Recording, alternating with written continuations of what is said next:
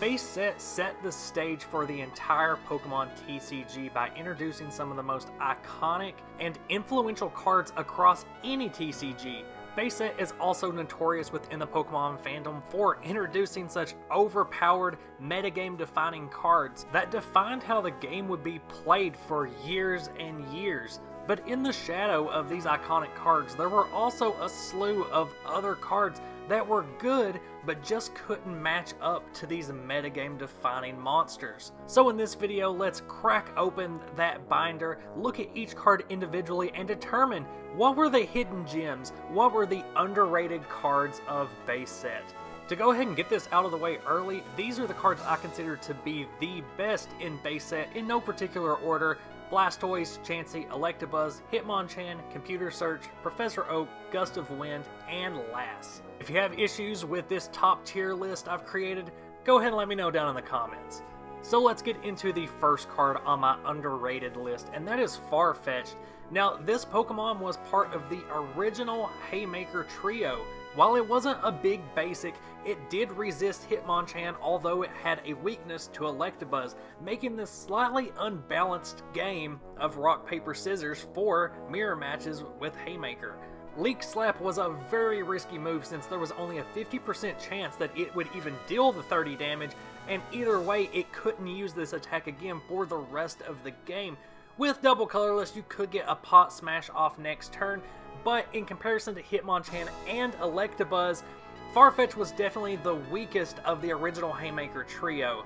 Also, because it was colorless, it couldn't hit any other cards for weakness, which was a huge drawback for this card. Once Scyther was released, which also had a resistance to fighting and had free retreat, everyone pretty much dropped Farfetch'd immediately, but Leak Slap, 30 damage on turn 1, is nothing really to scoff at for Base Set era, especially when it was only Base Set, and that's why I included on this list as a very underrated card.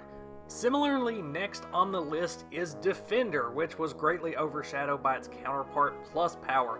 Because Base Set era decks were so focused on speed and damage output, almost every deck ran a full playset of Plus Power, but few decks actually ran Defender, which focused more appropriately on defense and consistency. It greatly helped out slower decks and was a great tool for beginning players that hadn't become accustomed to the fast pace of the metagame yet. And much like Plus Power, Defender could be stacked, so you could mitigate multiple chunks of 20 damage just by stacking a bunch of defenders on a Pokemon, and later recycle them with Item Finder, which could give you multiple turns of setup. It also reduced self-damage done by Pokemon like Chansey or Arcanine that would have recoil damage and would remain attached so that they would reduce their opponent's attack during their opponent's next turn as well. But players much preferred healing cards to heal off that damage after the fact rather than trying to prevent it with Defender, since Defender was easier to get around for your opponent.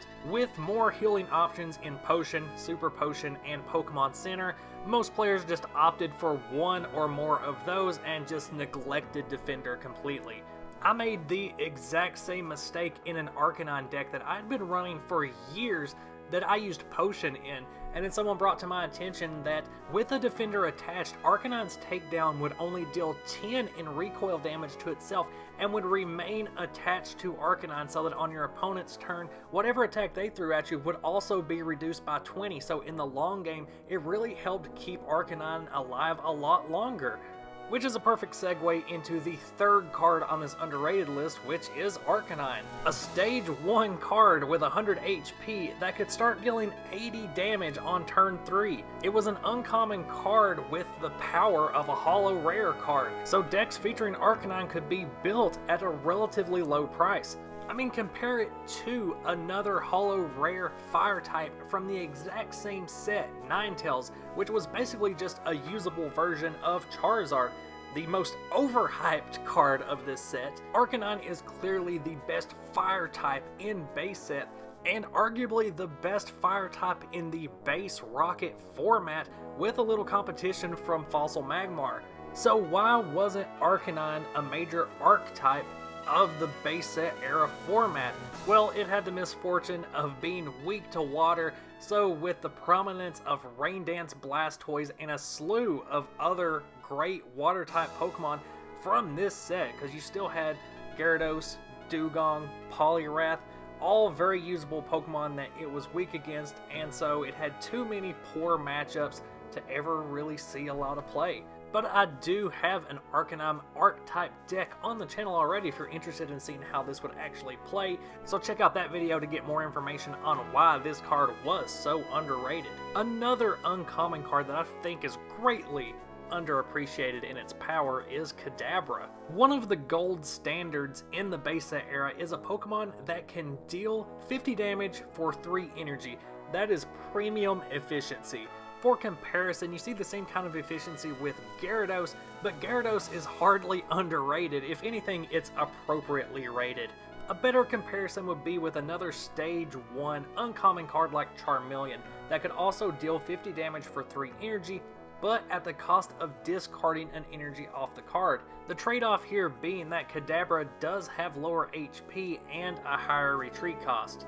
But that 60 HP really does work against it, as most decks could easily hit for 60 damage, and a lot of the big normal types did have a resistance to Psychic. However, this card also has a recovery move, where you can discard 1 energy off of Kadabra to heal all damage from it, which could stall out your opponent for an extra turn if they didn't have a Pokemon that could OHKO Kadabra, meaning that you have another turn to get something into your hand like a switch that could get Kadabra safely back onto your bench. For attack output alone, I always include at least 1 Kadabra as part of my damage swap builds. In those decks, the focus is mainly on Alakazam, its evolution.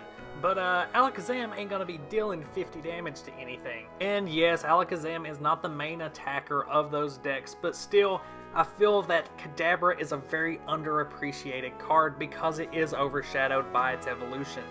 The 5th card on this list is base set Electrode. It can also deal 50 damage for 3 energy, but that is not why it's underrated. What I want to focus on is its Pokemon power, Buzzap. During your turn, you can knock out Electrode, giving your opponent a prize, but it then allows you to attach Electrode to another of your Pokemon as a double energy card of one type. So it can be a double grass energy, a double fighting energy, whichever type you want. And do you know how many Pokemon in the base set era have attacks that need 3 or 4 energy? We're talking most big basics, and almost every single fully evolved Pokemon has an attack that requires 3 or 4 energy, and Electrode is a way to accelerate those decks. Using Buzzap does allow your opponent to go ahead and take a prize card, but it's also allowing you to start attacking for high damage 2 turns earlier than your opponent would expect. So played correctly, you're gonna net more than 1 prize card for yourself. Base set Electrode was featured in its own archetype when paired with base set Zapdos, but as soon as Jungle released, that archetype went away. It was only around during the time of base set only. And that's because the metagame heavily shifted towards high HP Pokemon that could attack for only 1 or 2 energy, and so Electrode didn't really factor into those decks at all. They had all the speed and efficiency they needed already without any outside help from Electrode. But for any deck that includes a Pokemon that wants to attack for 4 energy outside of Rain Dance, Electrode is one of the greatest tools at your disposal, and it's a surprise to me that more decks didn't utilize this tool. And finally, we come to the final card on my list of underrated base set cards, and this isn't necessarily the most underrated, but for me personally, it is. Dewgong is a card I had to play against all the time within my friend group when we would play base Fossil. Dewgong is one of the most forgettable Gen 1 Pokemon, and this card definitely didn't see as much play as it should have. As a stage 1 with 80 HP, it fell just out of range of what most decks could accomplish in one attack. It falls just short of being on par with Gyarados because of Gyarados' higher HP and fighting resistance. But one advantage it has over Gyarados is having a basic Pokemon that is much safer to use in a deck, in a format where every deck was running a full playset of Gust of Wind, eagerly awaiting weak basics to hit the bench so that they could be sniped. So while Dewgong was outclassed in offensive decks, it was much better in defensive decks that focused more on Stage 2 evolutions like Poliwrath, and focused on other modes of playing decks like healing, defense, and disruption. All in all, a great, bulky, water-type attacker that I had to play against all the time, but never really saw in any other decks. Now I'd like to hear your thoughts. What cards from base set do you think were underrated? Do you think I've overrated some of the cards on this list? Just let me know down there. If you want to find me on the socials, I'll have links to all of those down in the description. Stay tuned for more videos. I will be doing jungle and fossil underrated cards as well. So until then, bye.